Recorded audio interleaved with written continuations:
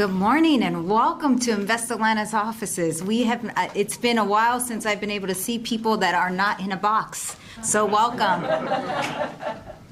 Again, my name is Dr. Eloiza Klementich. I'm President and CEO of Invest Atlanta, and we are the economic development arm for the City of Atlanta.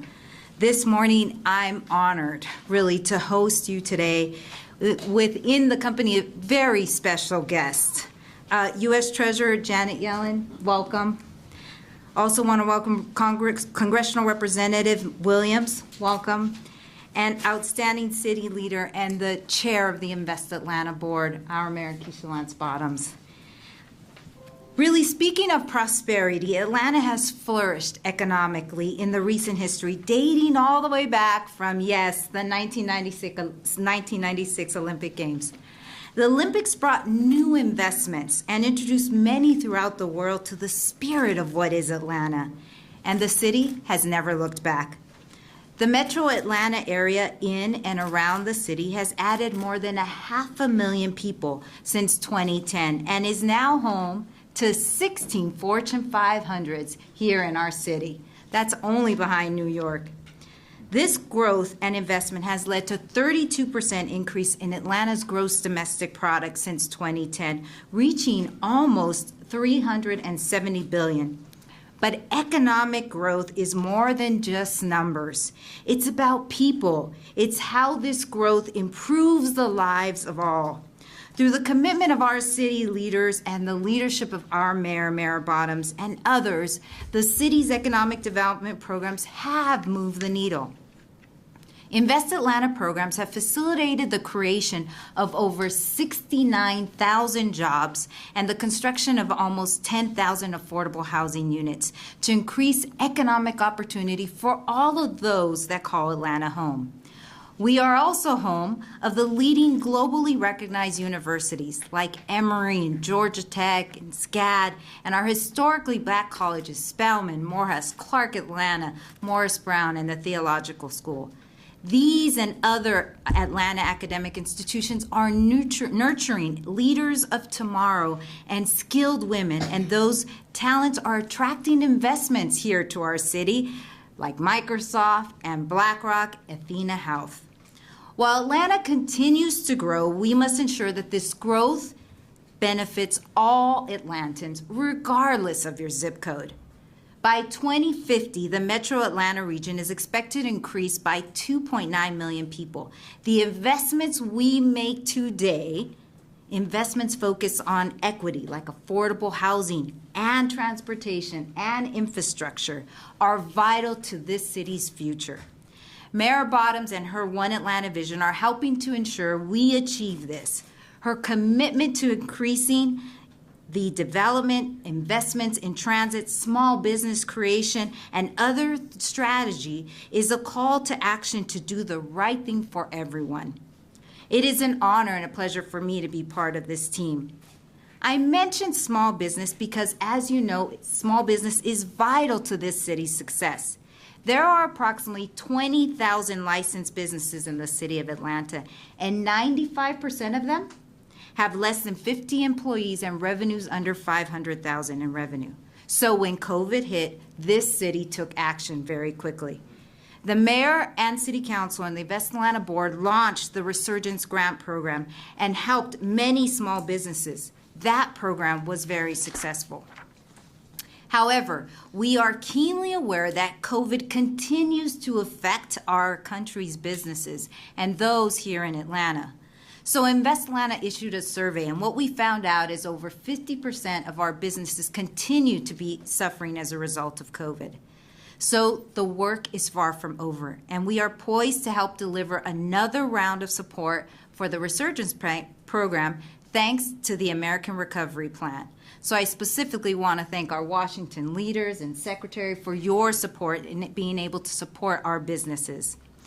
Through this vital program, Invest Atlanta will be able to reopen the Resurgence program and provide additional grants to help small businesses recover from COVID-19 to ensure Atlanta makes a full and fast recovery. I know that there are many CEOs in the room here today, and so I'm just going to highlight very quickly two. Here with me is Mr. Kola, who's founder of Carbice. Mr. Kola came out of Georgia Tech as an expert in nanotechnology, whose proprietary technology cools devices so they don't overheat.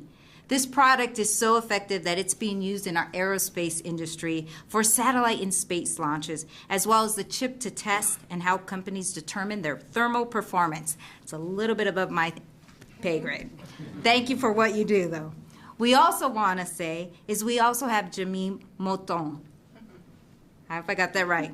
Taking French. Founder of the Chief Executive Officer of Skylar Security. She's a graduate of our Women's Entrepreneur Initiative. It's the only city-funded incubator that I know of in the nation, specifically targeting women and women entrepreneurship. As a former police officer, she started Skylar, a private security company, now employing more than 100 people. That continues to grow here in Atlanta. I would like to ask her to come and share a few of her words of her entrepreneur journey here in the city of Atlanta.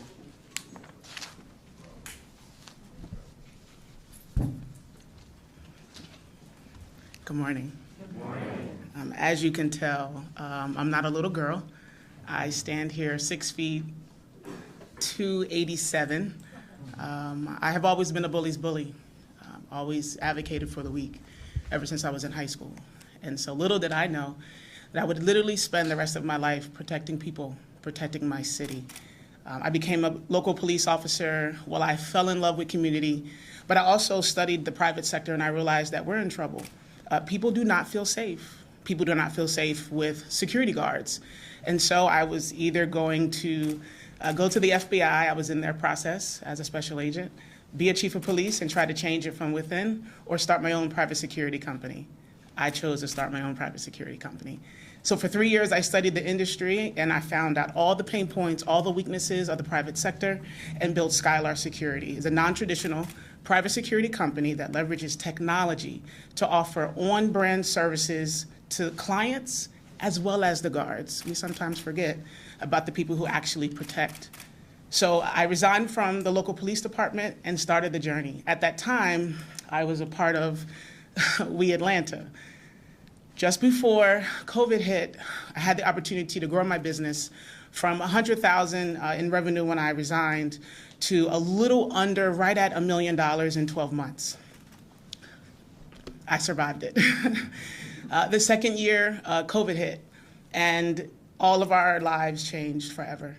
Honestly, I did not know if we were going to survive it. I have a very unique business model where our guards pretty much tell us how they want to engage. We were able to keep all of our clients and actually grew. So this year, after COVID and after the protesters hit our city, we were literally in the middle of all of that, and we survived it. Thanks to the support of the city, Invest Atlanta, our community, ACE, various lenders in the city. I always tout that I can't think of another city where I would want to have my business. And so I'm very proud to have my business here in the city of Atlanta. This year, we've doubled our revenues, so we're right on track to do $2 million. And we're trying our best to lay low until the technology is finished. Once the technology is finished, we are going for it. Our goal is to offer our technology to not only every security company in the world, but also to teams. And so much more to come from us, but we're honored to be here. Thank you for listening.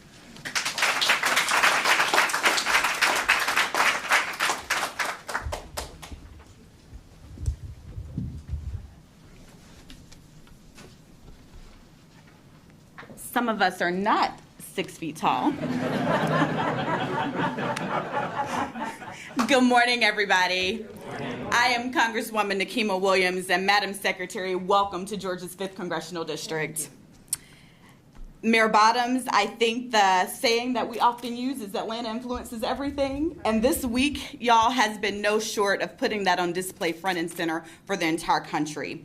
How fitting is it that we're having this important conversation about the economic benefits of President Biden's agenda to build back better at Invest Atlanta, the first economic development agency in the state of Georgia, established in 2015. So thank you for hosting us here at Invest Atlanta and your commitment to promoting equity and prosperity for all of Atlanta. I often refer to our district as the Fighting Fifth, and is one of the most important fights for me, is the work to ensure that every family have the resources that they need to not only survive, but to thrive. Secretary Yellen and the Biden administration are off to a strong start in building back better for the people, and I know that together we're going to continue to do even more. But first, the proof that we are already delivering on the promise to build back better for jobs and families. Thanks to Democrats' leadership, the economy is growing faster than at any point in the last 40 years. My entire life, y'all. A record-shattering 3 million jobs have been created since President Biden took office. 60,000 jobs are being created every 3 days. When we create jobs, we create life-changing pathways for families and communities. Investments in infrastructure are also critical for creating opportunities to thrive.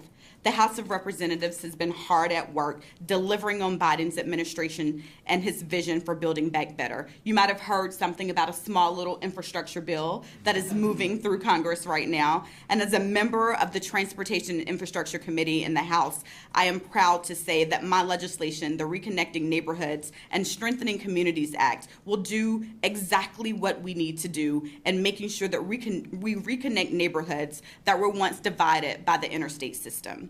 The provisions of this bill were incorporated into the Invest in America Act that we're seeing being negotiated in front of our eyes in the United States Senate right now. I'm proud to have introduced this legislation because it reflects the core commitment that I made when coming to Congress to lift up those most marginalized communities and find ways to address the inequities of our past. That's the only way that we can truly move forward and build back better. The Biden administration has prioritized investing in infrastructure, affordable housing, childcare, manufacturing, education, broadband, paid leave, and health care. I'm ready to work with the administration to make these once-in-a-generation investments in all of our future. I'm so excited by these historic investments in people and communities, but we also have an urgent challenge ahead of us to ensure that millions of renters can stay in their homes. In the American Rescue Plan and previous COVID relief packages, Congress and the Biden administration provided $46.5 billion in relief for renters who have fallen behind on their rent so that they can stay in their homes. So today, y'all, I want to commend Secretary Yellen and the Biden administration for their work on this program.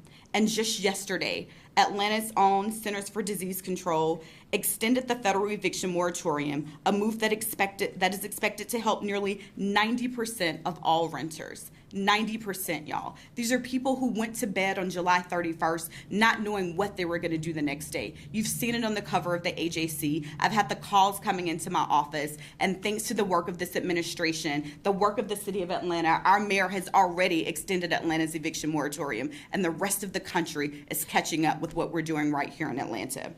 When we keep families housed, we keep communities stable. Our next job is to do everything that we can to get these rental relief funds out to the renters who need them most. Unfortunately, right now, only $3 billion of the $46 billion has reached those most in need. Of the $710 million in funds sent to Georgia, only about 6% so far has gone out to actual people in need. I know that helping to accelerate the rental assistance is a priority for this administration, and I stand ready as a partner in ensuring that that happens, ensuring that we meet the needs of those most marginalized, be it through job creation, rental relief, the historic expansion of the child tax credit, or thoughtful economic development is truly a partnership. It'll take the work of Secretary Yellen, President Biden and the administration, Congress, elected officials at every level, leading like Mayor Bottoms, leaders in the private sector like those gathered here today, and small business owners like you, Ms. Moton. As a member of the House Financial Services Committee, I'm committed to working right alongside each of you as co-conspirators for justice as we build an inclusive economic recovery for all. Thank you.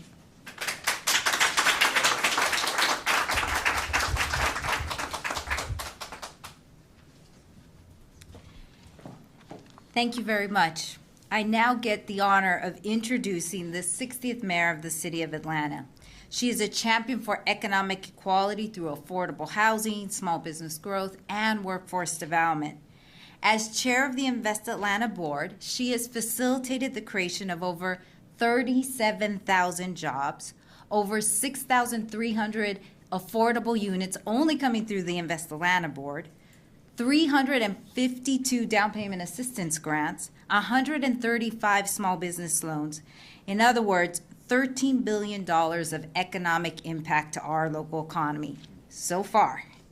She has spearheaded the integration of WorkSource Atlanta into Invest Atlanta, which will be one of the only that I know within the nation. And she has enacted the city's first economic mobility plan to ensure that we have an Atlanta for everyone. Please help me welcome our proud mayor, Mayor Keisha Lance-Bottoms.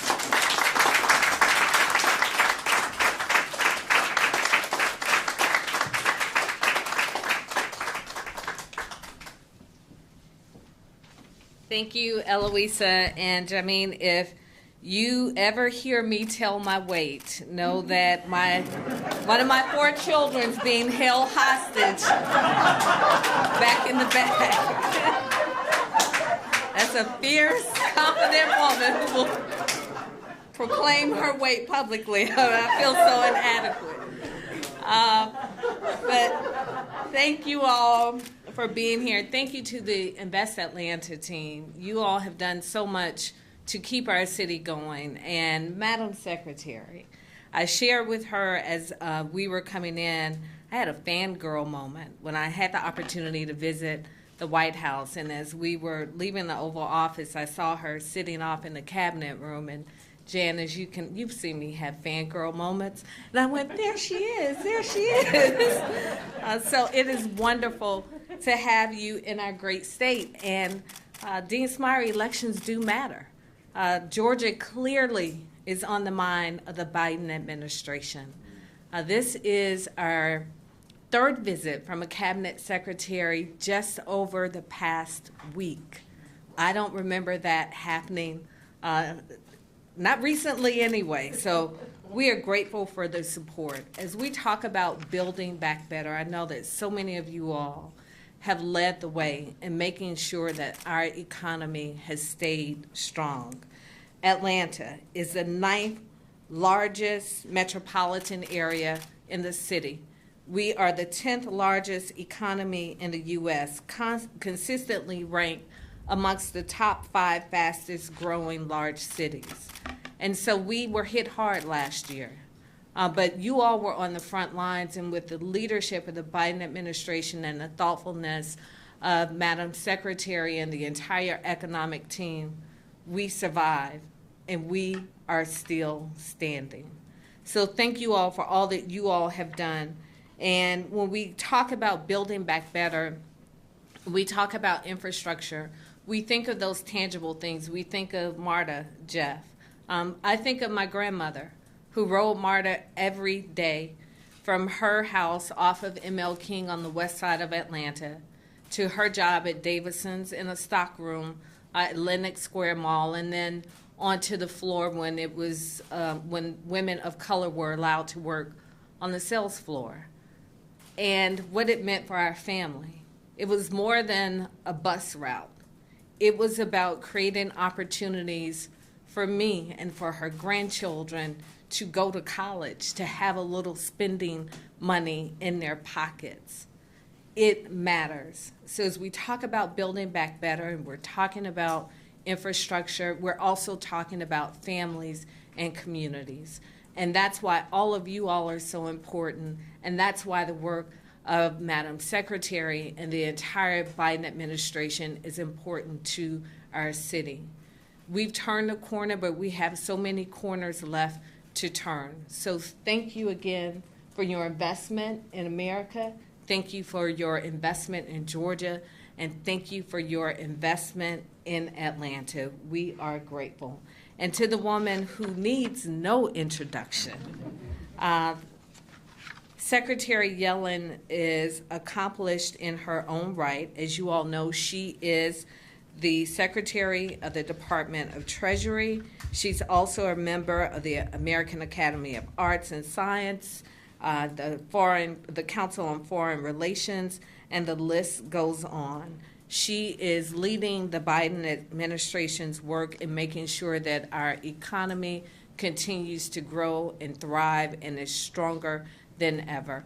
With that, Madam Secretary, I welcome you to the podium.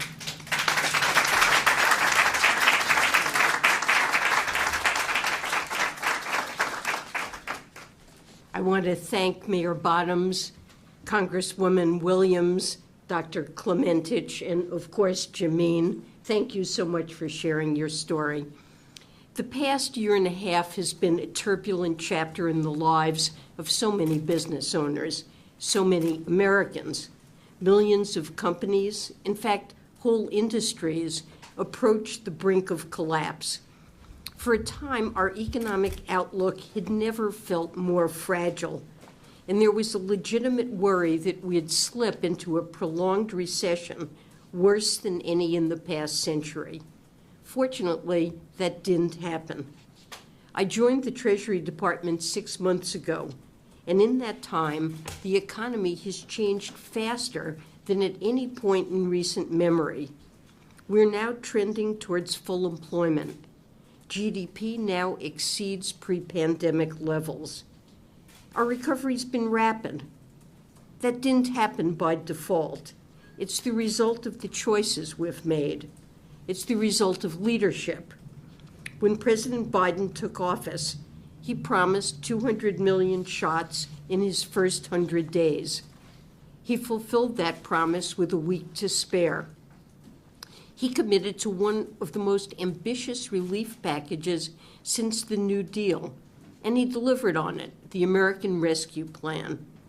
The Rescue Plan helped businesses open safely. It put expanded unemployment benefits and child tax credits into people's bank accounts.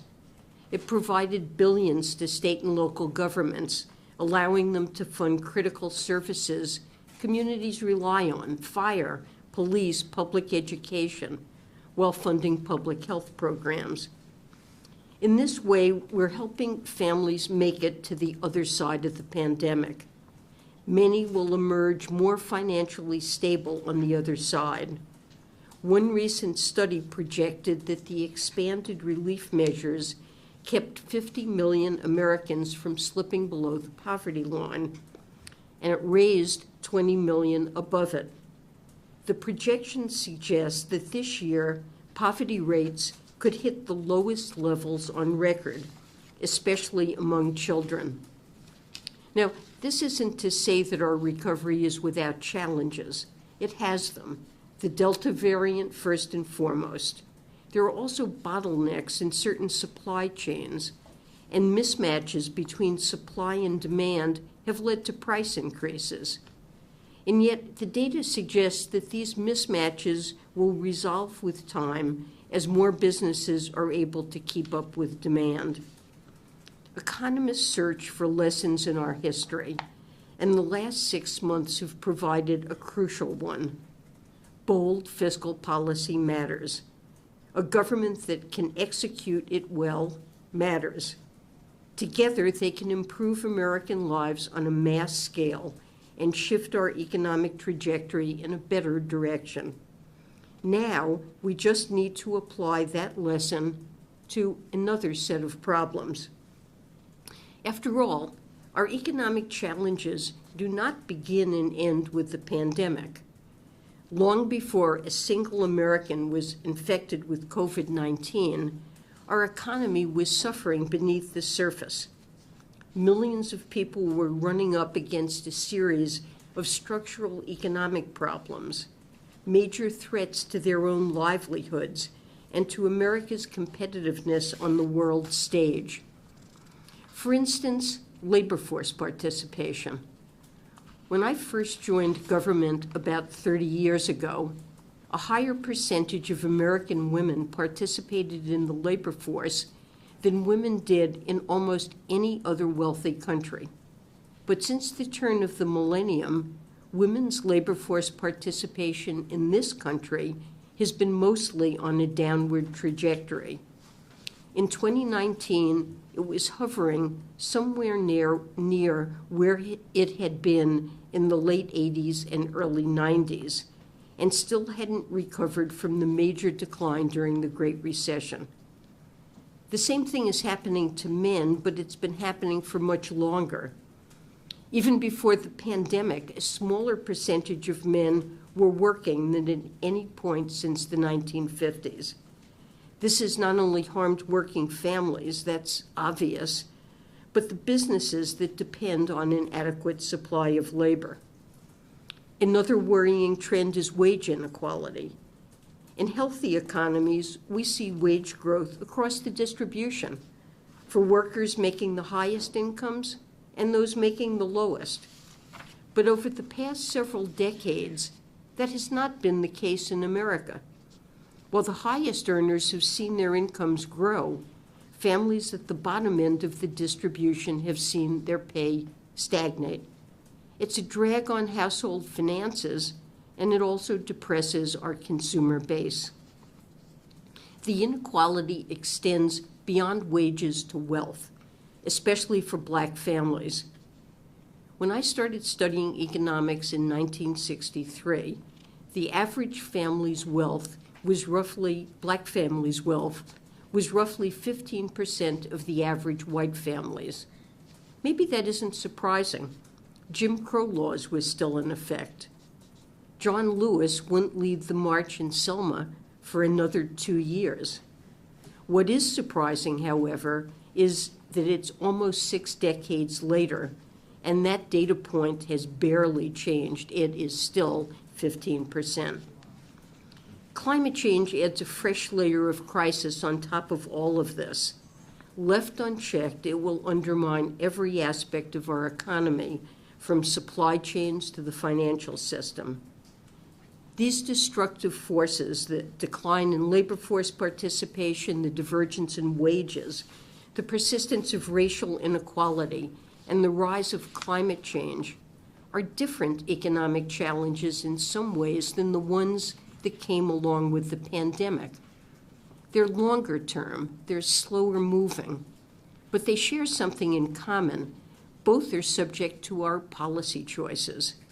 Fiscal policy can help unwind them, or the lack thereof can intensify them. And we know this because that's exactly what's happened over the past 40 years. Rather than invest in childcare that could help parents rejoin the workforce, or in training programs that might help people earn a higher wage, or in infrastructure that could spur economic growth while greening our economy, funding for these types of programs has been in long-term decline. This underinvestment is a drag on our economy in so many ways. There's considerable evidence for that, and some of the most persuasive is around what we term family policies. Of the 38 OECD countries, which are some of the wealthiest in the world, the United States ranks 36th in its public expenditures on child care, which is to say, we are not a leader in this area.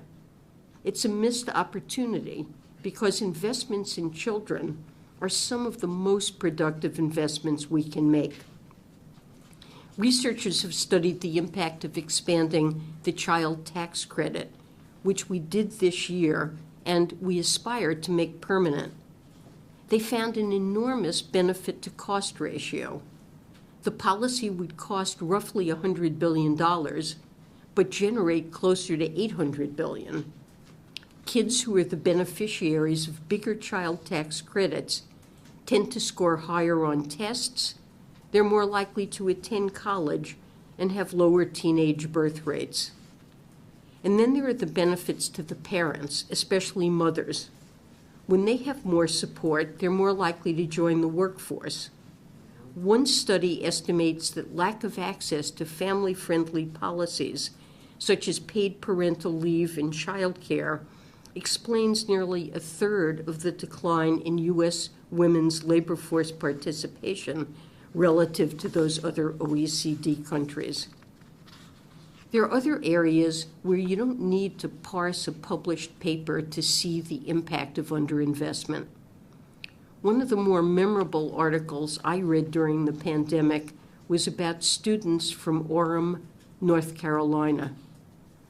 They would regularly drive to a McDonald's parking lot. They'd go there to do their class work because they were some of the millions of Americans who can't access high-speed broadband at home. And McDonald's was the nearest place with Wi-Fi. And remote work and study aren't going away after the pandemic. The internet is now a crucial public utility. It's essential for success in American life and an economy where fast food chains are the most accessible providers of that utility. That's not a healthy economy. The government must step in and invest in this public good and others. That's the motivation behind the bipartisan infrastructure package that's now moving through Congress, inching closer to the president's desk. In the same way that ambitious fiscal policy is accelerating our recovery from the pandemic, it can start unwinding some of these destructive trends and spur growth. The bill includes the largest infrastructure investment since Eisenhower built the interstate.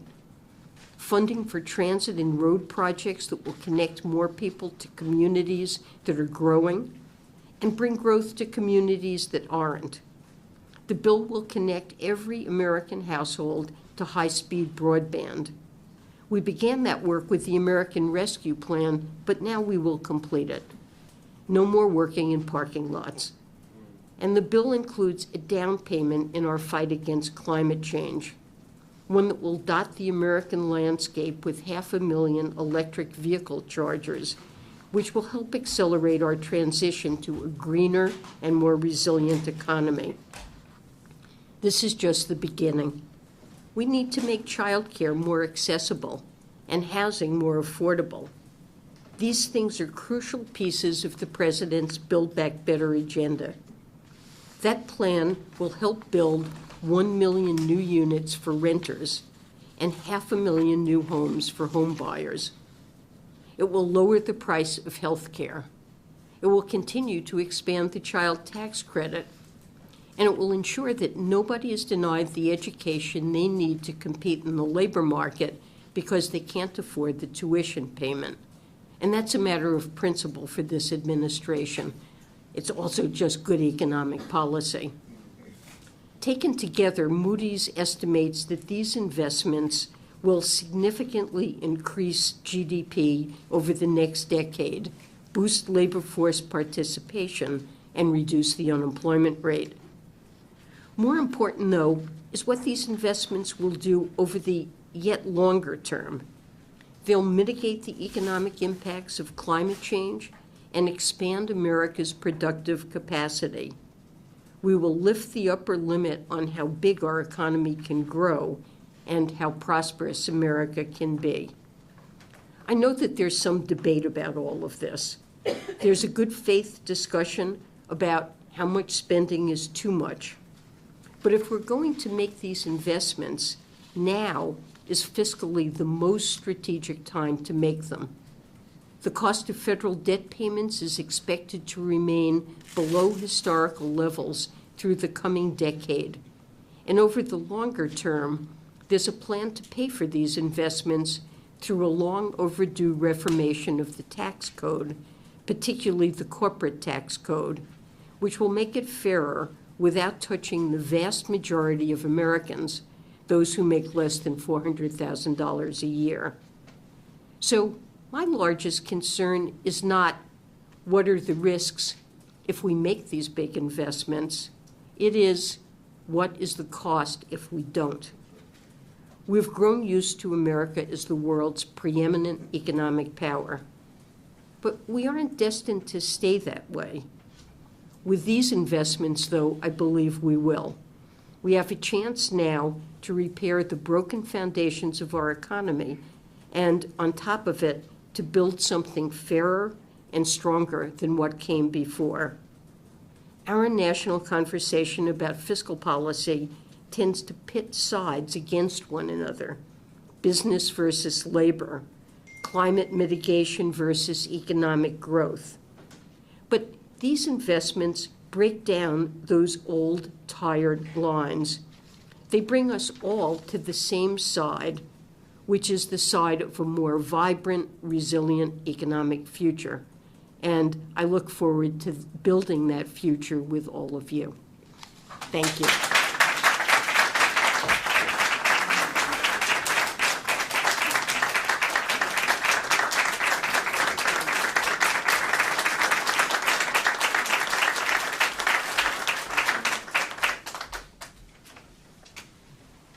Thank you so much.